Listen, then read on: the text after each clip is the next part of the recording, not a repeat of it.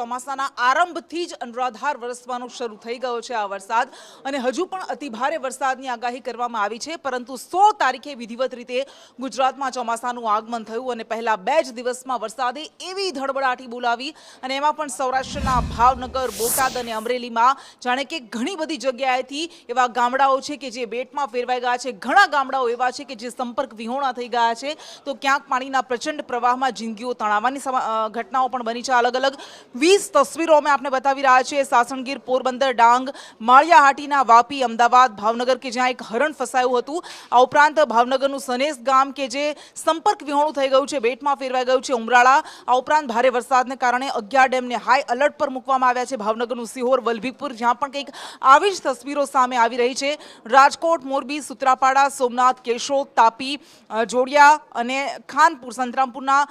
ખાનપુરથી પણ કંઈક આવી જ તસવીરો સામે આવી રહી છે કે જ્યાં જુઓ ત્યાં માત્ર પાણી જ પાણી નજરે પડી રહ્યું છે। આ પહેલા 2-3 દિવસમાં જ વરસેલો વરસાદ છે અને હજુ તો આવી જ રીતે વરસાદ ધડબડાટી બોલાવવાનો છે, બેટિંગ કરવાનો છે।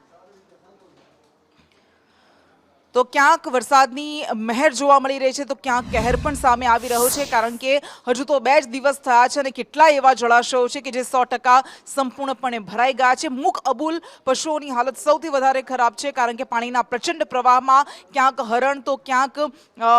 ગાયો તણાતી દેખાઈ હતી અને આ નદીઓનો કહેર કે જે ગામડાઓમાં ફરી વળ્યો છે। વરસાદથી તારાજીની તસવીરો સામે આવી રહી છે અને આ બધા વચ્ચે વરસાદને તો સૌ કોઈ વધાવી જ રહ્યું છે, પરંતુ તંત્રના પાપે જ્યાં જુઓ ત્યાં ખાડાઓના સામ્રાજ્યથી લોકો હેરાન પરેશાન થઈ ગયા છે। આ 6 અલગ અલગ તસવીરો ભાવનગર ધંધુકાની કે જ્યાં રસ્તા પર પાણી ફરી વળ્યા છે, જેના કારણે ઘણી બધી જગ્યાએ રેસ્ક્યુની ફરજ પડી રહી છે। એક વૃદ્ધાને કે જેની તબિયત ખરાબ થતા જેસીબીમાં બેસાડીને હોસ્પિટલ લઈ જવાની ફરજ પડી હતી, તો અમરેલીમાં જ્યાં જુઓ ત્યાં ખાડા જ ખાડા દેખાઈ રહ્યા છે, ક્યાંક કોઝવે ધોવાઈ ગયા છે, ક્યાંક પુલ તૂટ્યા છે, રસ્તા ધોવાઈ ગયા છે। બોટાદના દ્રશ્યો અમે આપણે બતાવી રહ્યા છે કે કેવી રીતે હજુ તો ચોમાસાનું આગમન થયું છે અને આ ચોમાસું એ અનેક હાલાકી લઈને આવ્યું છે। જો કે અહીંયા ક્યારેય